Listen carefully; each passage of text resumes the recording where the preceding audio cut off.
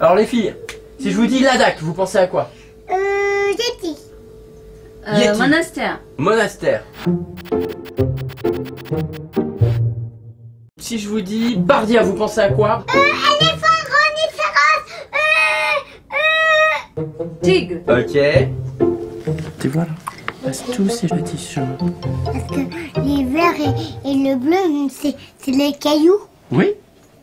Maman, tu peux montrer Babi? la tête de Babi? Petite marmotte. Vous êtes prête pour le trek? Oui. Yes. Allez. C'est parti. Allez hop. Allez. Bye bye. Bye bye. Allez yalla. On a oublié Babi. Il est où? Ah yes. Allez Babi, en voyage.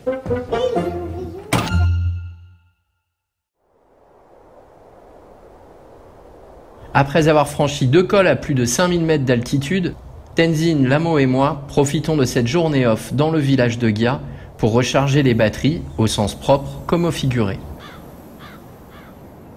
Profitant des derniers rayons de soleil pour arpenter les environs, nous apercevons un troupeau de chèvres et de moutons dont Lamo compte bien s'approcher au plus près.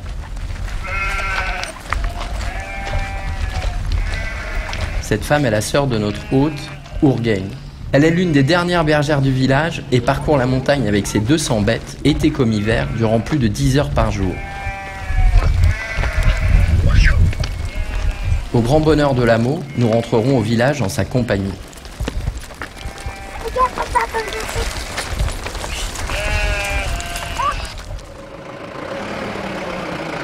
Lundi 26 août au matin, changement de décor. Jigmet, notre guide, nous a rejoints et nous partons en jeep pour le second plus haut col carrossable au monde, le Taglangla, à 5200 mètres d'altitude.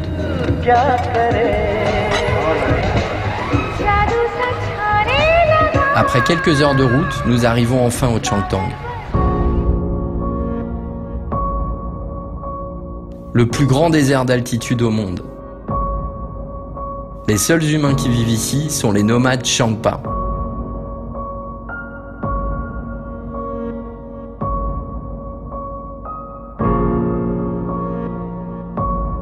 Le lac Sokar, l'un des plus grands réservoirs à sel du monde tibétain, fut durant des siècles un véritable trésor pour les nomades, qui troquaient l'or blanc d'un bout à l'autre de l'Himalaya. Papa, c'est comme de la neige. Oui, hein. Aujourd'hui, c'est surtout le refuge des grues et des canards qui y viennent l'été, tandis qu'ils passent l'hiver dans la plaine indienne.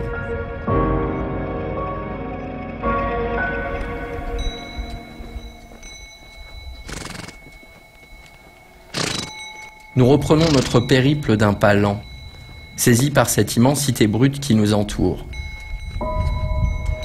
J'ai toujours aimé marcher, surtout en montagne. La marche avale le vague à l'âme, et c'est pour moi un acte thérapeutique dont je ressens les bienfaits à chaque pas. Marcher calme et stimule en même temps, dynamise la réflexion et la créativité. Peu importe la destination finale, le but c'est d'avancer. Mais pour accéder vraiment à la plénitude, il faut tout d'abord parvenir à se libérer de ses bagages.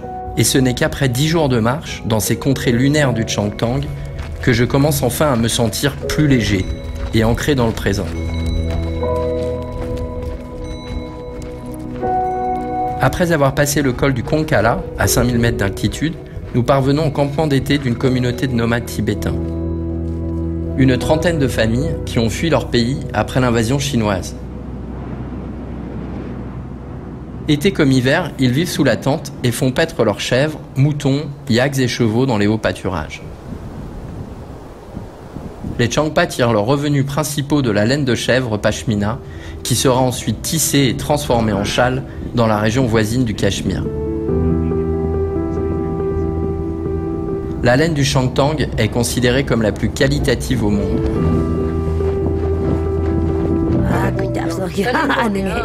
Tenzin, qui parle le tibétain Changpa, langue que sa maman lui a transmise, est ici comme un poisson dans l'eau. Thank you. En échangeant avec les membres de la communauté, elle réalise à quel point son mode de vie diffère du leur, et donc de celui de Momotsuki, sa maman, lorsqu'elle vivait encore au Tibet.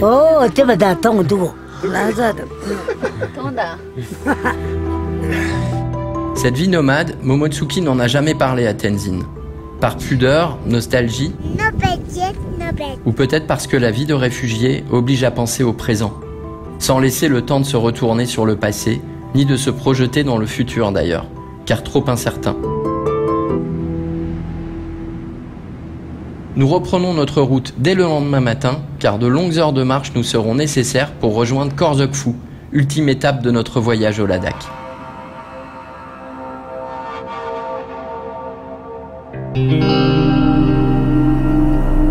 Il y a quelque chose de féerique au Changtang. Une sorte de beauté cristalline qui vous saisit intégralement. Tout autour de nous, silence et immensité. Nous venons de franchir le dernier col de ce voyage au Ladakh et devant nous apparaît l'immense lac Tsaumoriri. En toile de fond, une chaîne de montagnes qui marque la frontière avec le Tibet, à seulement 40 km de là. L'émotion monte peu à peu pour Tenzin, elle qui n'a jamais foulé la terre de ses ancêtres, pour la seule raison que son nom, à consonance tibétaine, lui refuse toute chance d'obtenir un permis d'entrée sur le territoire tibétain. Nous rejoignons enfin Khorzokphu pour séjourner parmi la communauté nomade à laquelle appartient Jigmet, notre guide.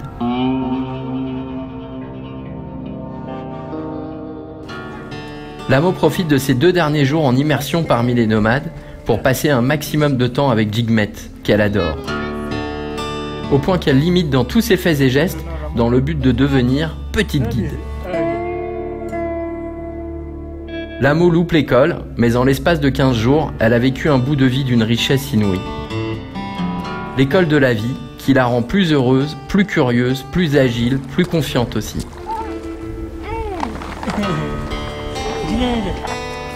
Nous rencontrons la maman de Jigmet qui confectionne un tapis pour la tente familiale.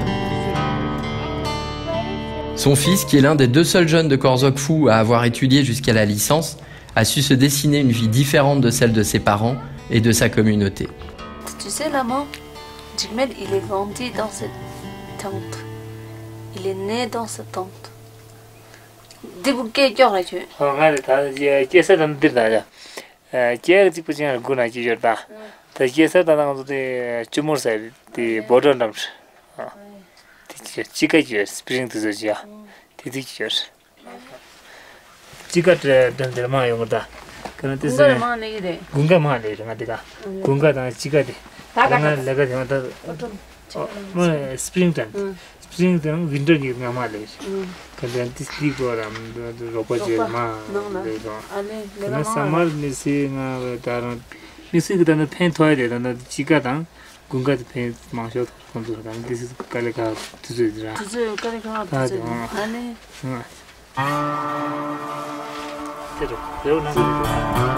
La vie des nomades de Khorzok, comme celle de tout le haut plateau, est restée inchangée durant des siècles.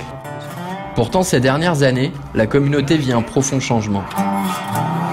Rêvant d'une existence plus confortable et sécurisante, les Changpa sont de plus en plus nombreux à abandonner leurs conditions de nomades et la dureté de la vie dans cette région désolée pour se sédentariser autour de Leh, la capitale du Ladakh.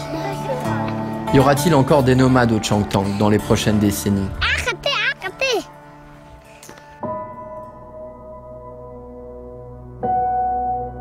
Notre séjour aux confins du Tibet se termine après 15 jours de marche. Cette immersion dans la culture nomade du Changtang aura permis à Tenzin et Lamo de se réapproprier leurs racines, chacune à leur manière.